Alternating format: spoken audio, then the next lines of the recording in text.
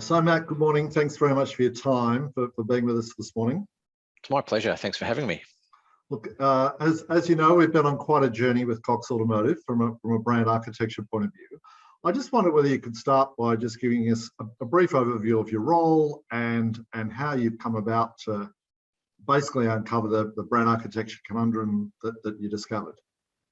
Yeah, thanks, Paul. My current role is Director of Strategy and Business Transformation, but previously I was also responsible as Director of Marketing and Communication. So I had a blend of a role. So I was responsible for marketing comms, but strategic direction. And in the case of branding architecture, it's almost like a perfect match because we were looking at our business and the complexity and really wanted to focus in on how we could make it simpler for customers. So having been with the organisation for some time, and Cox Automotive had added brands and added companies, you know, as Director of Marketing, I was starting to get a sense of, you know, how we could actually approach our market centricity in a more simplified way. And that discovery piece led me to engaging with BrandMatters for some assistance.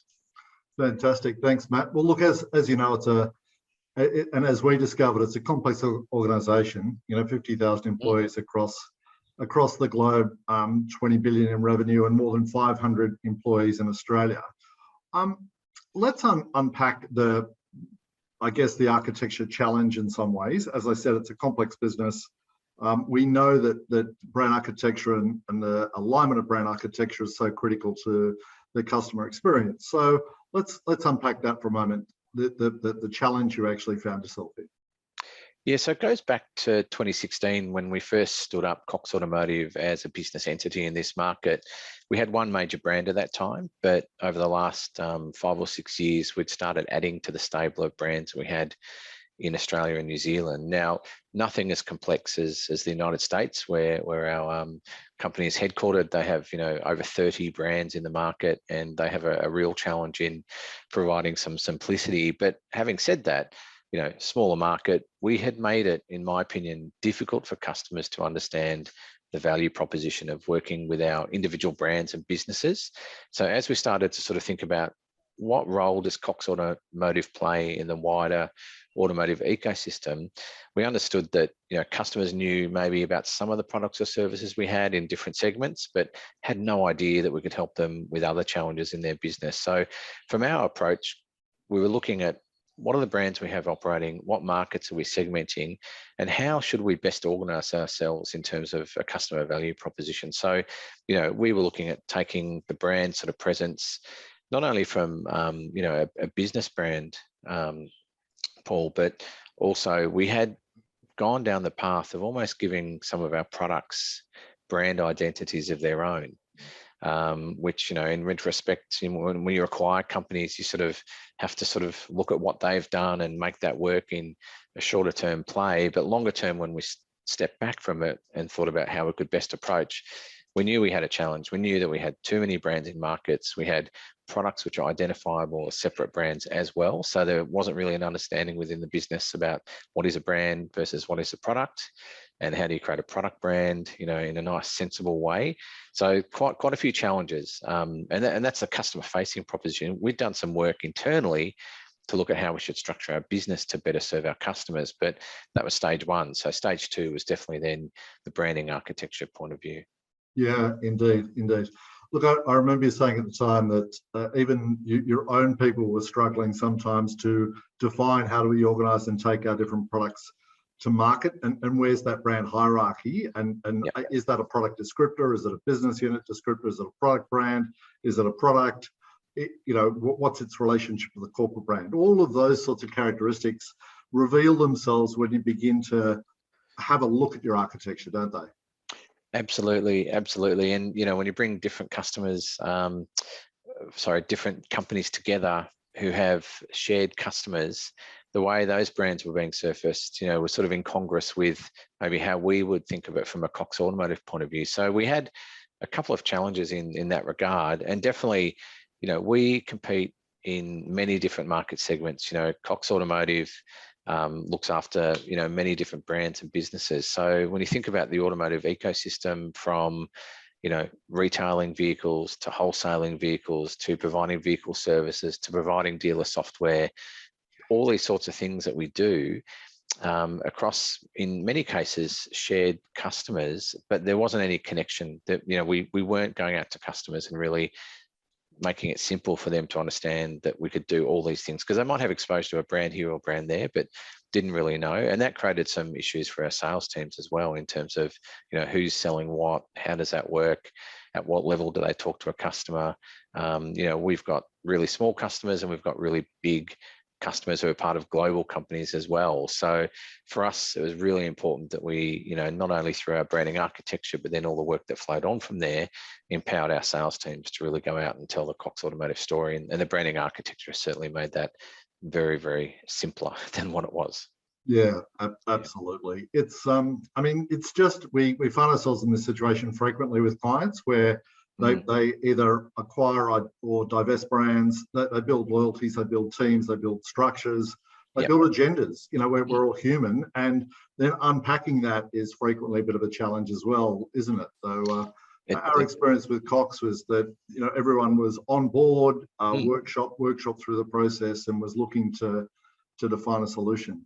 Yeah. Absolutely. I think, if I talk about the role of strategy and where it overlapped with branding architecture, is that we knew that we really needed to succeed in the local market by, empowering what I would say the collective power of our brands. We hadn't quite got there. We hadn't really worked out how to do that. The branding architecture gave us a roadmap and, the strategy of where to move forward and how to do that.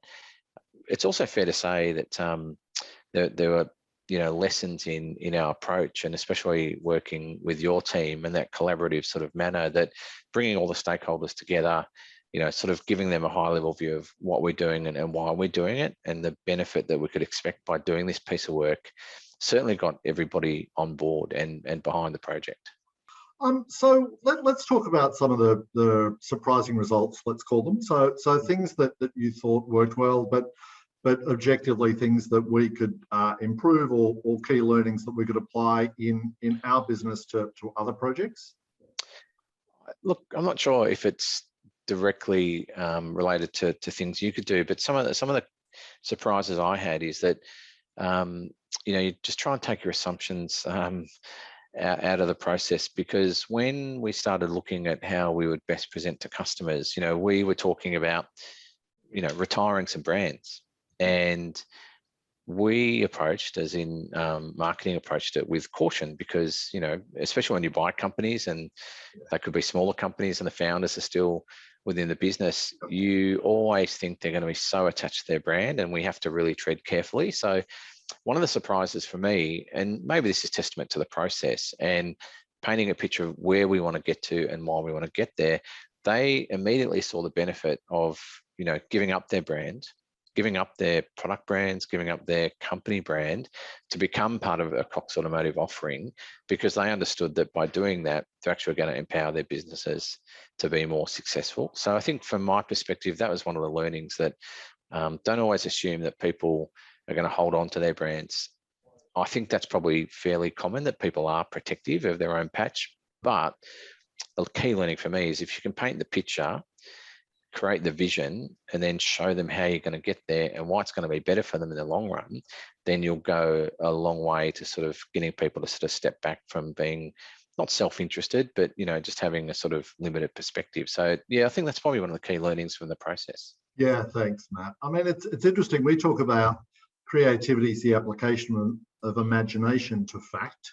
So bringing the fact helps. So doing the desk research and the rigor, conducting the interviews that you described, and then bringing that data back and having the conversations with the stakeholders, it allows them to move beyond that emotional connection that they've got, and actually see, well, a rational evaluation determines that much as I do adore the business that I've created or where I've come from, it just makes sense as part of our future to make the changes, and therefore ideally they buy into it. But there's obviously a few cynics, and we try and bring those folks on the journey at the absolute earliest sort of outset, so that we can bring them into the tent, if you like.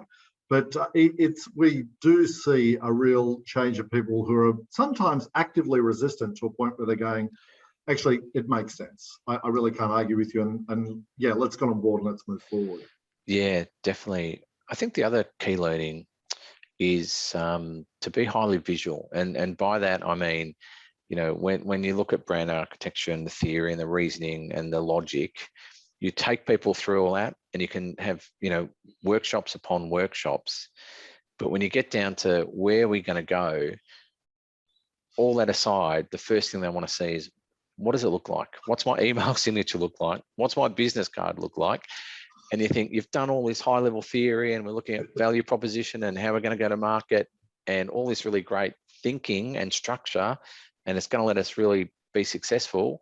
But when it gets to the nitty gritty, and even CEOs and senior business people will look at it and go, okay, but what's my business card look like? So another key learning for me, I think, is show them what it's like today, show them what it's going to be like tomorrow, and even get into some nitty gritty, because unfortunately people go to the detail. And if you're sitting there thinking about, okay, well, what does that mean for my BDMs, my customer service people?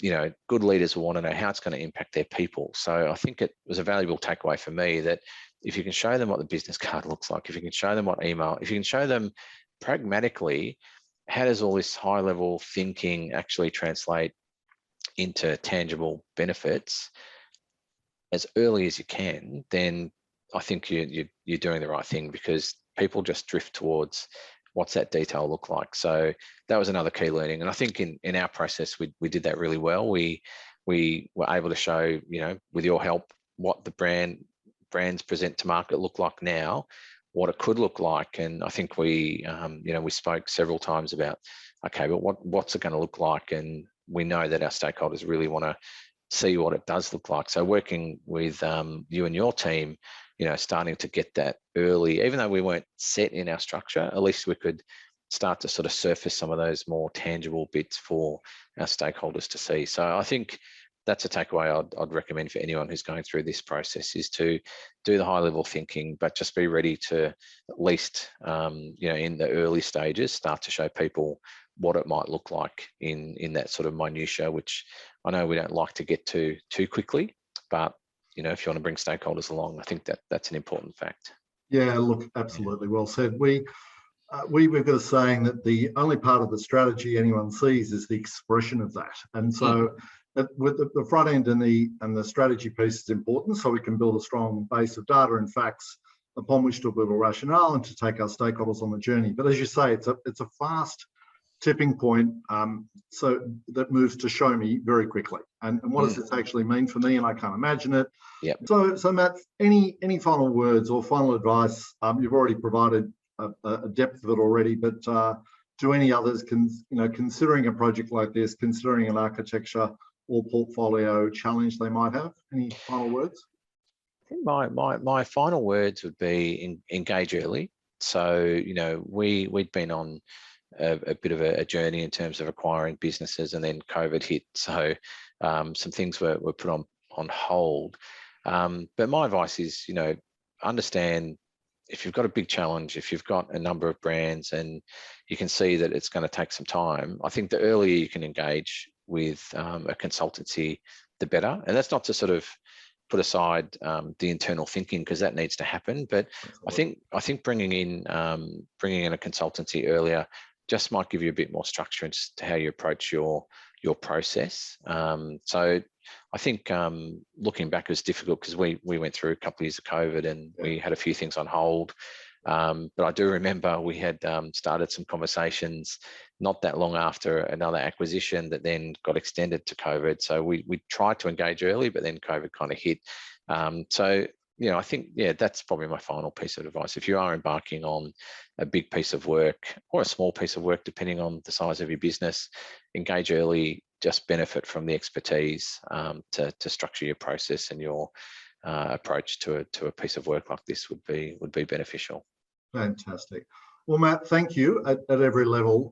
It's been a delight working with you, and thanks for your leadership and direction, mentorship through the entire program of work, and engaging all those stakeholders that made our our lives far easier as we work through the process. So thank you again. Really appreciate No problem. No, it's great. It's a great project to work on. Thank you. it. Thanks so much.